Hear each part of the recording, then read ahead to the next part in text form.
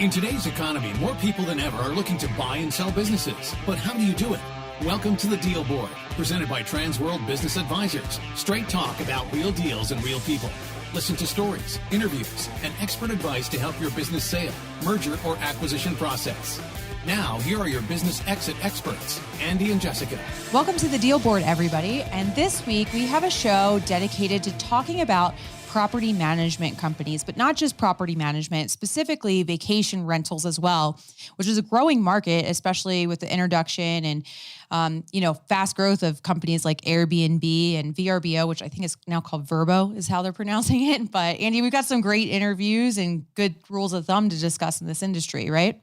Yeah, it is a growing industry. And what you're seeing is a lot of the cities kind of push back and they want this stuff professionally managed.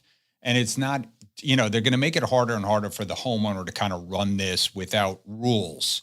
And I think what you're going to see is these professional management companies come in and take more and more of this inventory and be able to professionally manage it. And we've seen that for years here in high touristy places, especially Orlando.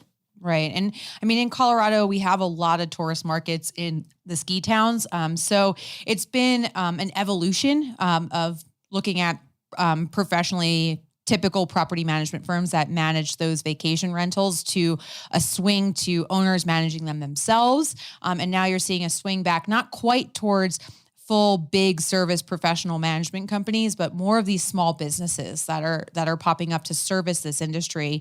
And I think it's good on the professional side, but like one of our guests today is Sarah Riegelhuth, and she's actually an Australian entrepreneur that relocated to Colorado a few years ago and recently purchased a business that does vacation rental management. And what she talks about a lot too is about the experience of the renter.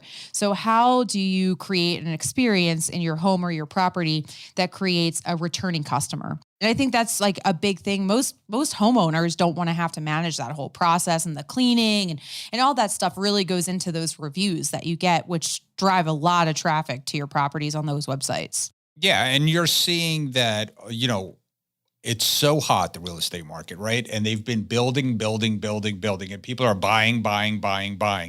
And what's going to happen is as that gets soft, or if it experiences a soft, people are going to have to try to recoup some of their money, or, they're not going to be able to flip it. So they're actually going to have to manage those properties. And vacation rental is a good way to do it. And property management companies will be able to help people because it is not just that easy to manage a piece of real estate, when you're renting it out, and especially for tourist reasons. People come, they party, there's wear and tear on the home. Somebody has to make sure that they're not doing things that they're not supposed to be doing. And with the advent of cameras, and then there's legalities with the cameras. Yeah. So, we're seeing that. And Mike Shea, we talked to Mike Shea. He's a guru in the industry. He's sold a lot of these things. And he kind of gives us a really good update of what he's seeing in the industry. Yeah. And talking about buying and selling in this industry, because it's growing, and there's so many different segments of the business now, right? In property management, you can manage full-time residential properties. You can manage full-time commercial properties. Now you have these vacation rentals you can do. And it's always been a desirable industry, but we've been seeing the multiples and the demand for these businesses really tick up over the last couple of years. It's a nice industry. It's one of those industries that people can look at us and go, well, I want something that I can grow. I want something that is not retail. I want something that is I can professionally manage, and it's not a lot of, entry level or blue collar workers, although there's some of that in professional property management. You have to hire people to manage the property. But it's one of those businesses that is highly desirable. And we're seeing immigrants love the business, and they're getting E-2 visas. And there is professional associations that we talk about in this episode that you can find out more information about the industry as well. All right.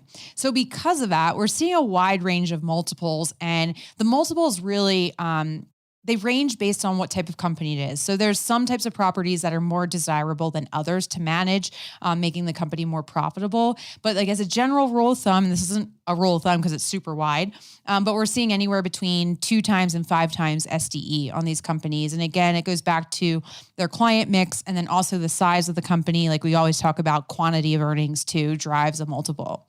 Right. And you're seeing it also location wise, right? So there are some places like we that go through like spring break itis where they kind of they clamp down on spring break. We've seen that before. And then, the vacation rentals goes way down, or they try to drive the kids away. And you saw that in Panama Beach. You saw that in Fort Lauderdale once upon a time. So it really depends on where the location is as well.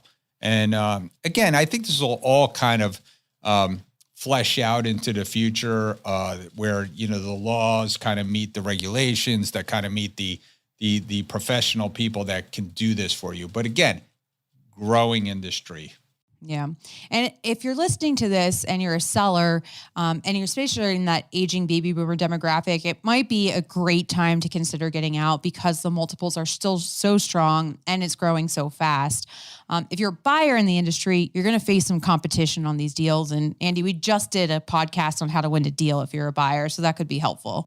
Yeah. You want to go back and listen to that because you do have to bid. You have to bid fast and you have to bid strong. I mean, you want these business, and there's no easier way to grow your vacation rental business than acquisition. I mean, that's why it's hot as well. Yeah. I mean, we just got a new listing. And this is a good reason to work with brokers if you're a buyer. We already have a backlog of probably 50 buyers in our database ready to go. Said, when you bring us the next deal, we're ready to make an offer. So we just got a new listing that went under contract in less than a week. So it's another good reason why you want to work with your brokers. You get the inside tracks when the new listings come up. Yeah. And there's no better place than Trans World to do that. I mean, we have 600 brokers across the world and we have thousands of listings, and you do want to be there because we've talked about that before. I've talked to buyers all the time. It's like, you need to be ready to go. And you need to understand valuation. You need to understand the marketplace you're in. And one of the great ways to do that is listen to our podcast and understand valuation and understand what it takes to buy a business. Because in these highly desirable industries, you are going to face that competition. And you're right. You got to be ready to rock. Yeah. So thanks to Mike Shea and Sarah Riegelhuth for joining us today. I hope you enjoy this episode, enjoy the insight from these two experts. And if you ever have any questions for us, as always, you can visit us at thedealboardpodcast.com. Great. Let's get going. Transworld Business Advisors is the world's largest business brokerage and mergers and acquisitions firm with over 500 brokers in nearly 200 offices worldwide. Transworld's team handles thousands of business sales every year. To be connected with a qualified business broker or learn more about the buying and selling process, visit tworld.com/the deal board or call 888-719-9098. Hey, welcome back, everybody. And we are talking today about the vacation rental industry. It is a big industry out there, and it is very popular, obviously, in places where there is a big tourism market. And of course, that one of those places is in Orlando, and there's no one better to talk to in Orlando than Mike Shea from our Transworld Business Brokers of Central Florida. Mike, welcome back to the show. Thank you, Andy. Thanks for having me. Yeah, so let's talk about vacation rentals. You've done a lot of deals in that industry. Yeah, I think to date I've sold 56 of them, ranging from 140 home units down to 10 units in contracts. So the industry, obviously here in Orlando with Mickey Mouse and Harry Potter, is what I would describe as kind of the Rome or the Mecca of vacation rental. Mm-hmm. The industry runs a little different here than it does in some of the other markets, like the beach markets, even in Tampa or over on the Space Coast. But the industry's everywhere. I mean, they have it in Utah, in the ski locations, the Jersey Shore, the Poconos, and obviously with the onset of the internet, it's got a massive evolution over the last 15 to 20 years. So let's talk a little bit about that evolution. I mean, things like Airbnb and VRBO and all those kind of HomeAway, those kind of websites. Is it helping or hurting? Well, the perception, I think, to the public is that it hurts. That is an industry, and the booking. What I would call those are booking platforms, i.e., a commerce site where a guest will go to rent, and then there's the homeowner or the property manager who's placing the ad there. Those companies make money on the advertisements of the units. So they're basically an evolution of newspaper ads or brochures or travel agencies from decades ago. So they haven't hurt what the property manager or the homeowner, but they have hurt the tour operators, and they have hurt the travel agencies because they're cutting into the margin that those people used to provide. So the internet's basically become the highway, and VRBO, HomeAway, has become the means by which guests find places to stay. So let's talk about the mechanics of the industry itself. I mean, people own these residences, or they contract with these residence owners, and they then become the management for renting them out. Right. So here's how the businesses that manage vacation rentals, in some states, they're licensed as real estate agents. So say Fort Lauderdale or West Palm or places like Clearwater Beach. Traditionally, you'll see real estate companies, guys who are selling houses or renting properties. They will manage vacation rentals. Specific areas of the country will have laws, and they'll classify that under real estate law. So here in Florida, those markets, you'll see guys governing under 475. But most of the markets, and by 475, I mean the regulation for the state governing real estate. But most markets in Florida, at least, are viewing these rentals as hotels. So they're actually licensed as hotels. They are exempt from having to have a real estate license.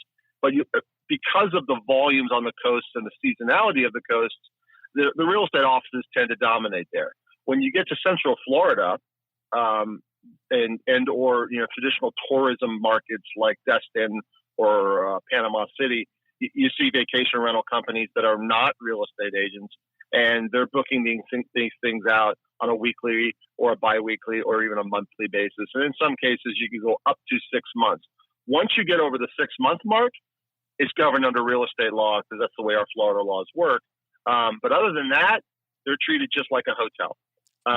The business itself has, multiple revenue streams. So, we like to diversify. In any business, you want to see multiple revenue streams. So the core revenues are a management fee that's billed to the homeowner. It's about a monthly basis. There'll be a service charge for lawns, service charge for pools, a service charge for pest control. Those are all billed on a monthly basis. And what most companies do is they subcontract that out, and then there's a markup applied by the management company on each of those services. So you're getting monthly income on these things that have to be done every month. Then there is the booking fee or the commission, for lack of a better term, on the charges. On the coasts, you'll see the ranges of those can get up to as high as 25%. In a high volume market like Orlando, there's literally 18,000 plus vacation rentals in Orlando. The rates can be anywhere between 10 to 15% on a booking because occupancies here run 70 to 80%. And there's a whole lot more choices for the consumer. So it's just the market dynamics. It's a volume market here in Orlando. And then you'll have markups on management fees, things like painting, replacing screens on the lanai decks, changing air filters, recharging fire extinguishers on a biannual basis, because guess what? These are hotels and we have to meet those regulations. So there's lots of revenue streams into them. I actually have a questionnaire that we can load up into the show notes that I always ask property managers that helps me understand where their margins lay. And it's just literally, hey, what do you charge for lawn? What do you charge for pool? What does the homeowner get charged? And then what are your commissions? And then the real thing I always drill into is how many beds are in the house and how close is it to the resorts? Right. Because that drives occupancy, and occupancy triggers all the other elements of the revenue streams. So This is a great business. It sounds like a business that usually has good books and records. So who's buying these businesses and who usually runs these kind of businesses? So a lot of people, these are second careers. The buyers who buy them generally are second careers. We've seen companies try and do roll-ups in the industry. Everybody thinks they're going to recreate the wheel and that they're the smartest guy in the room, and they can go out and grab 600 and 700 homes. But these are high-touch businesses. And by high-touch, I mean you've got a homeowner's, a substantial investment of a homeowner's property, 2, 3, upwards of $1 million sometimes in some of these 16 to 17 bedroom homes in like places like Reunion. And these people want their investment maintained. The guests are paying good money. So, they're coming for their once in a lifetime vacation to Mickey Mouse, and they have high expectations. So they have lots of touch. So the scalability of it, you always have, once you start to scale the business, it starts to add more people. But we generally see mom and pop, husband and wife type and family operators pretty regularly. And there's tiers of numbers of properties that kind of dictates who's buying it. If there's 20 properties, it's not unreasonable for one person to be able to manage that type of portfolio. Once you get to around 40, a husband and wife can handle it. Once you get past the 40 unit mark, logistics, the operational tempo driven by the seasonality and the holiday spikes and what has to be done in order to prepare a house to be ready for a guest, that kind of mitigates. And what happens is you start throwing head count against it to maintain the service level. That's what I mean by high touch. So, we rarely see massive companies. I think the biggest company in Orlando probably has 500 homes.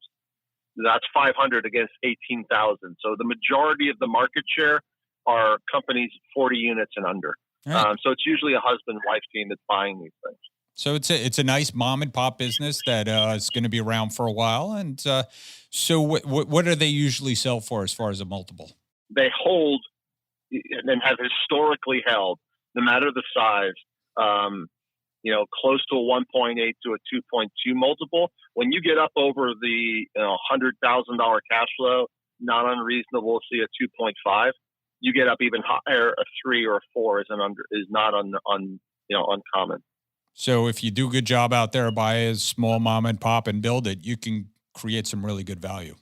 Oh, yeah. I mean, the margins hold. I mean, these things are highly profitable. They usually run from a home. We're a very small office. They don't require a lot of equipment. The annuity revenues, we always like to see the annuity revenues. The annuity revenues are really, really attractive to people. And, a lot of the expats that are coming into Florida buy them because they could be home-based. And you're tied to the tourism industry and Mickey Mouse. So you're kind of riding the coattails of a massive company, so you really don't struggle. Sounds like a great business, and I know it is and not as prevalent as Orlando, but certainly here in South Florida, Panama Beach, with some of the spring break areas. But again, very seasonal. I went to Amelia Island. I rented a home from someone, so it was managed by a real estate office, just like you said. So I've seen that around the country and around the world, that where we've rented these types of businesses, and they're a great business. So, Michael, thanks for coming on today. If someone wanted to get in touch with you to learn more, where's the best way to do that? Best way to do that is to hit me on my cell phone, 321-287-0349, or visit my website, yourfloridabusinessbroker.com. All right, great. Thank you, Michael. Really appreciate it. Have a good one. Hey, Andy, do you know what time it is? It's time for our deal of the week. Deal of the week. Sold. Hey, welcome back, everybody. And it is Deal of the Week, and we have a very special guest, one of our top performing offices, Rupesh Bharad from Transworld Business Advisors of Richmond, Virginia. And he has a lot of territory in Virginia. He does the majority of Virginia, and he has a very prolific practice, but this one is good. I like this because it's a franchise resale, which we do a lot of. Rupesh, welcome. Thank you so much, Andy. So tell us about what franchise it was and tell us a little bit about the deal. Andy, this was a college hauling junk and moving franchise. That's a service-based business, hauling junk as well as short haul in terms of moving services. The franchise was in business for about 15 years. The challenge was the current owner bought this franchise only 1 year back. So the financials, we had to go through the deep dive into financials, prepare the financial, do the professional packaging. Also, we worked on forecasting about the projections based on the current revenue model, increase in growth in the revenue as well as bottom line. And with like about 24 employees, a couple of trucks, it's an amazing franchise that we found and helped seller to put together a nice professional package. Yeah, I know that franchise. I actually know the local franchisee down here in South Florida, and it is a great franchise, and it's a growing franchise. So College Hunks. And so tell us a little bit, what was the price of the eventual sale? Sure. We listed a little bit north of 500,000 based on the projected cash flow. Around 180 we were targeting, 3 multiples, and the actual cash flow came around close to 150-ish. The final transactions were close to like 3 multiple of the cash flow. The interesting and challenging part was seller finance versus bank loan. So we can cover, if you are interested, a little bit more details on that one. Yeah, that'd be great. I mean, there was bank financing involved? Yes, initially bank was approved for like about 30-40% finances based on the current history or financials of current owner, and that was a challenge. So we worked with buyers and sellers. Buyers actually came up with 50% of cash down, and we convinced seller because there was a challenge from SBO or conventional lender based on the very short history of the current owner. Bank was a little bit resistant on financing the deal. So we convinced the seller, and seller decided to hold about 40% of a note and a small amount of finance that the buyer got from some of those personal loans. And that was a very quick deal instead of waiting for a couple of weeks or a month. Yeah, sometimes that works out. Obviously, with the short history of the owner, the banks were hesitant to lend on that. So you did a good job by convincing the owners to hold the paper, and obviously convincing the buyer through, again, a short history, but with the projections and everything. So it sounds like it was a good deal for good people again. Absolutely, it was a very good deal for very good people. The franchise was, in fact, not fully. They were not utilizing the full scope of the franchise territories they have. The new owner, we find a really great match, good people, and they will be able to expand this business and grow the revenue at least double in next couple of years. That's great. Great job. So Rupesh, if somebody wanted to get in touch with you in the Richmond area, what's the best way to get in touch with you? People can reach me, and that's what I tell my client. They can reach me on my direct cell phone number, 804-399-0870. They can send me an email at rupesh@seaworld.com. That is rupesh@seaworld.com. Great. Great job. Good deal for everybody. Franchise resale. Love doing those. Thanks, Rupesh. Thanks for coming on today. Thank you so much, Andy. Welcome back, everybody. And today, as you know, we're talking all things property management and vacation rental management. And I have a special guest with me today, a good friend of mine from Entrepreneurs Organization. Sarah Riegelhuth is one of the investors in a new company called Love My BnB. It's a vacation rental management company. They're doing some interesting things. But Sarah, we would love to welcome you to the show. Thank you so much for having me, Jess. It's great to be here. Awesome. Well, Sarah, you're such an accomplished entrepreneur. Why don't you just give the listeners a quick high level of, who you are, what you've done, and kind of how you got to the vacation rental market? Yeah, sure. And thank you for saying nice things about me. I guess I've been an entrepreneur for 10 years. Before that, though, I was working in a family business. So it's kind of in my blood, in financial services. So I was 17 years in financial services, which are all recurring revenue businesses. I think that's pretty much my niche. I've always been in recurring revenue businesses, mainly professional services, and I kind of feel fairly comfortable in that space. So over the 10 years, I bought and sold and merged and acquired and founded and all sorts of things. But yeah, there was two main businesses that I built and then sold. And my dad passed away 6 years ago. I also inherited his financial planning business and prepped that up for sale and sold that as well. Started a bookkeeping business, online bookkeeping, that we ended up failing because we didn't have the model right. So we failed that one. And then I have some other businesses and have kind of moved out of financial services now. So the main business that I spend my time on is grow my team, which is remote staffing. But last year we bought myself and the girl who's been running my company for the last 8 years. She's the CEO of our new company, Love My BnB. So we've just rebranded. It was called Airbnb Hands-Free when we bought it from the founder, but we figured that we probably wouldn't get away with using the Airbnb name for very long. So we rebranded to Love My BnB, and she's the CEO and equal shareholder to myself. And I'm not a director of the company. I'm really just an investor. But yeah, it's a great business. Yeah. So I see kind of like the themes that you're talking about, the recurring revenue. I can kind of see that. I'm assuming that's probably what attracted you to vacation rental management. But tell me a little bit, what was it about that industry that really wanted you to invest in or get involved in? Yeah, it was very serendipitous, to be honest. Like somebody, another friend of ours actually here in Colorado, came across the business and sent it to me. He was just like, this looks kind of interesting. And it was at a time where I'd sold my financial planning company and I was still figuring out what I was going to dive into next. And something about it just caught my eye. I kept like obsessing over it, and if for any of our listeners who are entrepreneurs, you probably know what it's like when an idea or a concept or an opportunity takes hold and you continue to think about it. And I wasn't in vacation rental before. I've never been in property management.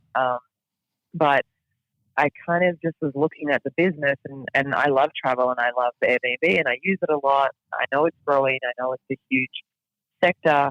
And the recurring revenue element of it made sense for me and the valuation that they were asking. And I kind of couldn't stop thinking about it. And then my old COO, who is now the CEO of the company, is kind of very strong operationally and financially and has a background prior to joining me. She had a background in hospitality and tourism. So it was kind of, a number of things, like the team that I could put together to run this company, as well as the opportunity, as well as, what the asking price was for the business, that made me feel like, yeah, I think this is a good opportunity. Also, the company, it's actually an Australian company, and he got it to, I think it was 1.4 million revenue when we bought it within 2 years. And Wow. That to me was just a good sign. Like, we know that only, I think, 4% of businesses reach $1 million in revenue.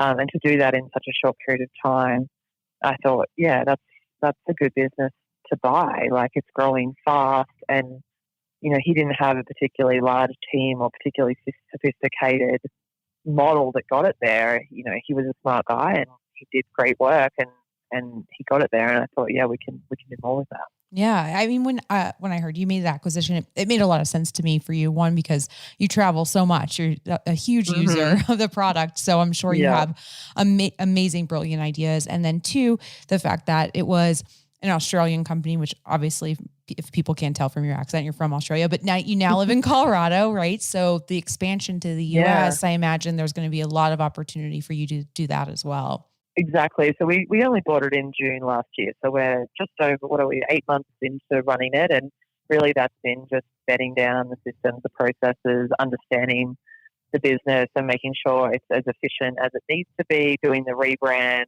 and getting ready to scale. But absolutely one of the plans is to bring what's working very well in Australia to a bigger market here in the US. Right. And I think, I'm sure you know more about the industry as you're diving into it now, but property management has always been very attractive. It's, recurring revenue, sticky clients. You can manage a lot of properties with a small amount of staff.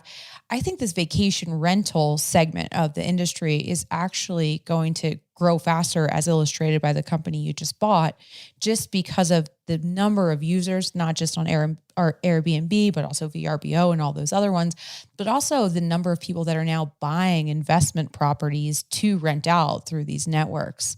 So what is your kind of like, if you're looking into the future 5 years down the road, do you think this is a massively growing industry, or what is your, gut instinct about it right now? I do. I mean, millennials are obsessed with travel, and the next generation even more so. The oldest millennials are now 40. They have the money to do it. And I think the way that we want to travel is different, hence why Airbnb has taken off so much. We want that kind of different experience, staying in a Sheraton, Hilton type thing. It has no interest to me or any of the people I know. I think we're looking more for, I think there's two things that are emerging in this sector. And one is the Airbnb style, where you kind of get to experience more of what it's like to live in that city or place. And then I think the other is the co-living, co-working, which is unrelated to what we're talking to, but I see that as a really emerging sector as well. So I just think Airbnb is democratizing travel. I think it's a huge platform that we, our business gets to leverage. And yeah, there's even more opportunity to use Vrbo and other websites to gain customers. But Airbnb is just such a big space, and it's just growing. And there are issues, I know, regulatory in different places and things. But I think overall the demand is there, and the users are there, and it's just growing as travel grows, and it makes it easier because there's so many more options now in terms of size of place to stay and length of stay and convenience and location, because Airbnb literally means there can be places available for you to stay everywhere, anywhere. Yeah. I mean, I love it. I use it for travel all the time too. And you're right. It's just a different travel experience. So let's pivot now and talk about, your decision to buy a company. And I think you're super unique. You're young, you're accomplished, you're a woman, and you've been in the deal world. Like, you've bought and sold a lot of businesses, which is actually not typical. You usually see entrepreneurs want to get into a new business and they think, oh, I'm going to do a startup, right? And build from the ground up. So, how did you decide to buy versus start? And kind of sounds like you weren't looking really to get into this industry, or so if that's not the case, why do you think it was a benefit to buy the company versus starting from scratch? Yeah, I mean, I would say I'm very intuitive and I'm an opportunist. So I do love to start things as well. So if I have an idea that takes hold, I end up having to bring it to life. But also if I see an opportunity like I did with this one, I'll end up just wanting to take it. So yeah, I do think there are advantages in buying a business. And I have, with my experience of buying and selling and merging and acquiring, I've become a little bit obsessed with that side of things as well, and how exciting it can be, and how, when I first started, I was in financial planning. There was a very specific way that financial planning businesses were bought and sold. But very soon I understood, you can still structure a deal however you want. You can still make the rules however you want. You can still create and justify valuations however you feel makes most sense to you. And then everything became very exciting to me, because there are just opportunities everywhere, and we get to put that deal together. There's no rules. There's no 100% right way or wrong way. It's just how do we get most creative to make this work for us if we think it makes sense. And that just excites me. But you do get to skip, starting a company and building a brand takes a lot of time, a lot of energy, and there's a lot of mistakes. It doesn't matter how experienced of an entrepreneur you are or how perfect your plan is. You would know as well as anybody else, nothing goes to plan. It's all because you don't know until you're in it. And so there's something exciting about taking a company that has, 2 years worth of data, 2 years worth of experience, 2 years worth of brand presence, 2 years worth of everything, and being cool, we get to look at all this stuff and then make it better, and not have to do that all from the start. Doesn't mean there's not continuing challenges. There always is. That's what being in business is. But it's exciting to have something to work with to move forward. Yeah, I love how you brought the creativity in it too, because I hear from a lot of entrepreneurs, they're like, well, I'm creative, so I want to do a startup, but there's creativity in the deals. Like that's what everybody always asks me, because I'm actually a very creative person. They're like, how are you in M&A? I'm like, I actually find it one of the most creative industries because you can Oh, put I deals love it. together thousands of Yeah. ways, right? But also like, it gives you more ability to create when you buy a business, because you don't have to worry about those starters mistakes. You have revenue coming in, you have a little bit more of a buffer to play with, that you can try Yeah. things, like you guys just rebranded, which is actually like a fairly, expensive and time intensive project most of the time. So for a startup to do that, that's really hard to start with a brand. But actually, if you're rebranding stuff, you've got a marketing budget, right? Yeah, exactly. You have a budget. You have something to work with. You have like what was working with the old brand and what wasn't. So you have that learning and that information there. And then the culture piece, when that's something I'm quite obsessed about as well, is culture within business. And I think whenever we buy a new company, the culture will shift because it's under new leadership, and that's okay. And it's part of the process. So rebranding as well is part of like, how do we bring our culture to life, both internally, externally to the world? I think that's such an important and beautiful part of a brand, is that it's a visual representation of the culture of the business. Right. Yeah, no, I love that.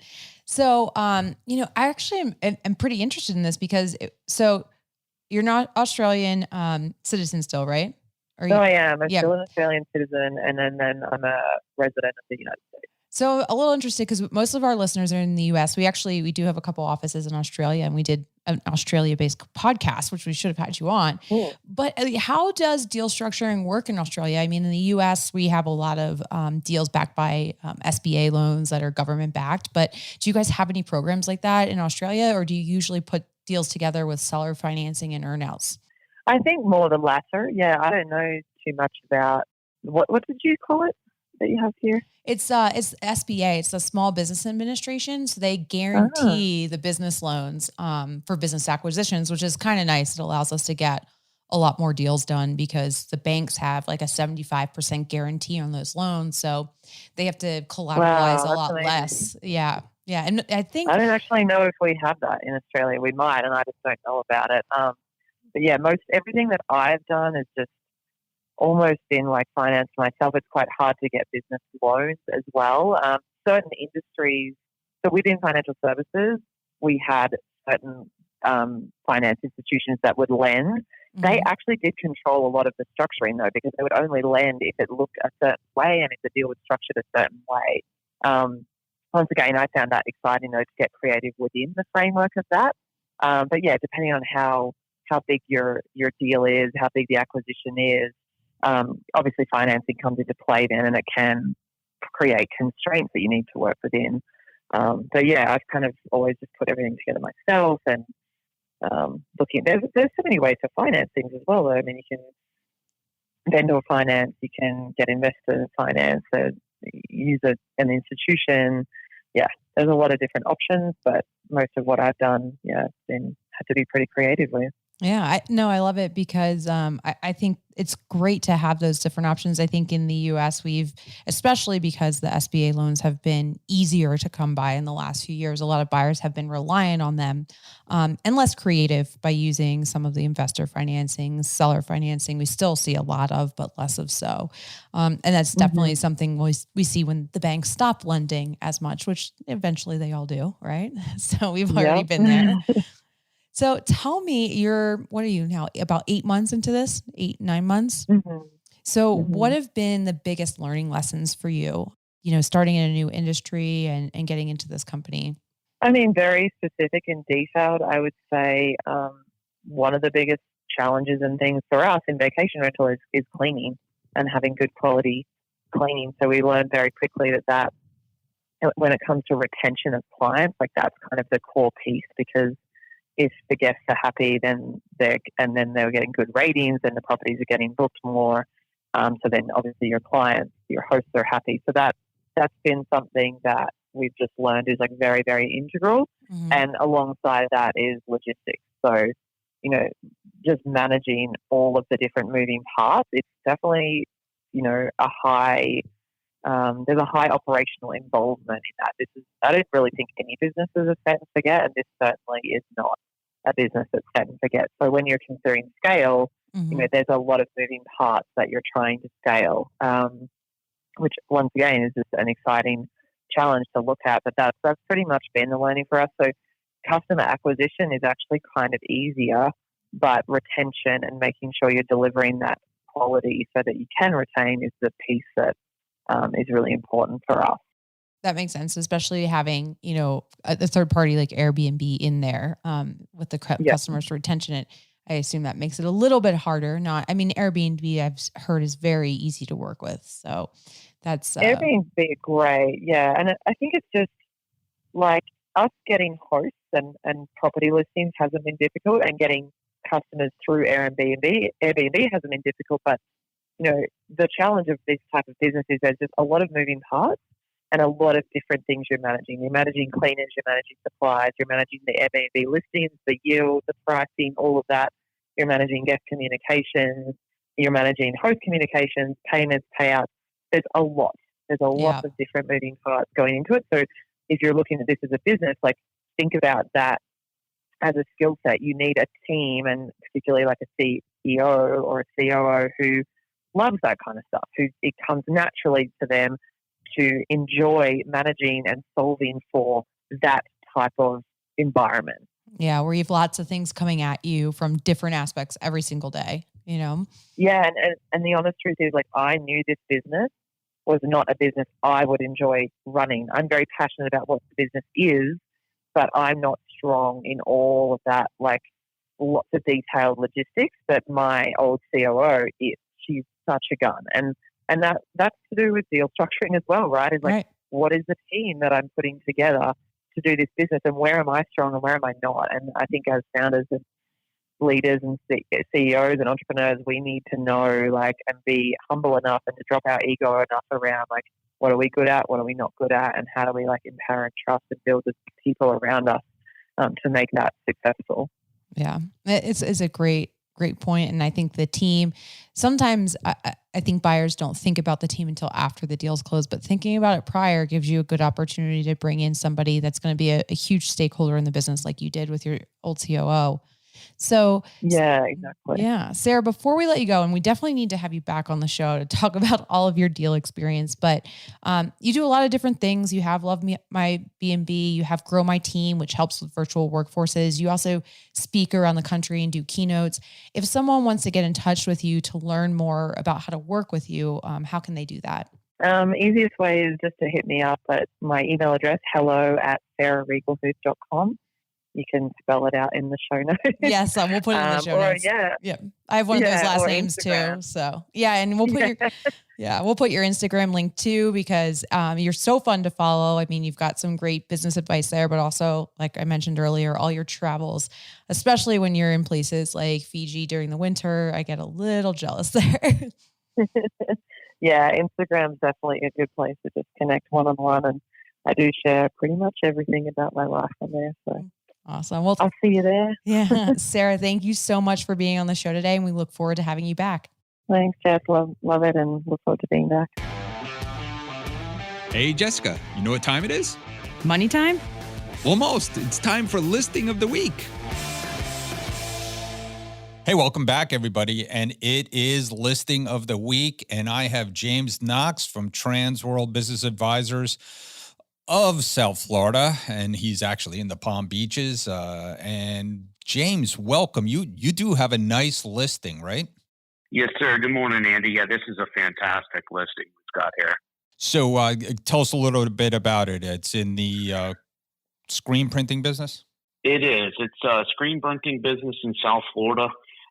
They've been around about 15 years. They have an excellent reputation.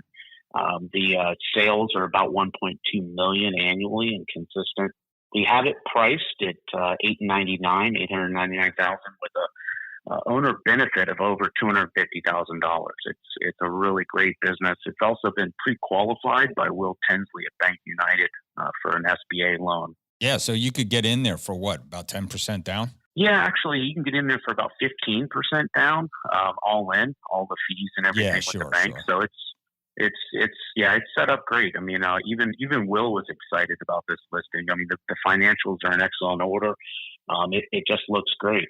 Yeah, I love that business. It's a tough business to really quantify. It's like stuff you can't really order online. You think you can order that kind of stuff online and you can't. And you want to work with a company that's been around, that is local, that you could pick up the shirts and you get things done. And this one is a good one, right? Yes, sir. Yeah, that's exactly right. I mean, they're not only shopping locally, but they have excellent customer service. They're right here in South Florida. I don't want to reveal any more specifics about the location, of course, but they also, not only are they, even though they've been around 15 years, the equipment is not 15 years old. They have brand new equipment in the last couple of years. They have a really phenomenal state-of-the-art screen printing machine. And so you're not buying some dated business. It's a really fantastic business, and they kind of have the corner on the market in one specific area anyway. Yeah, and they really only have one. They only have one competitor of their type in the area. So I mean, it's great, and there's room to grow and service other industries as well. So. Yeah, sure. I love that kind of business. People always ask me, what kind of business should I buy? And I'm like, well, one that you could go out there and sell and grow. And this is exactly that kind of business. So James, if someone wanted to get in touch with you, what's the best way?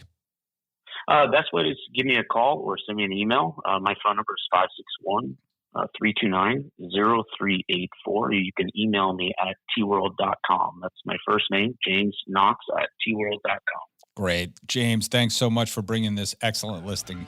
Yep. Thank you, Andy. Have a great day. Thanks for tuning into the show today. If you like the podcast, share it with your friends on social media. And don't forget to subscribe and leave us a review on your favorite podcasting app. If you have questions, would like to appear, or have suggestions for topics for the show, get in contact with us through our website, thedealboardpodcast.com.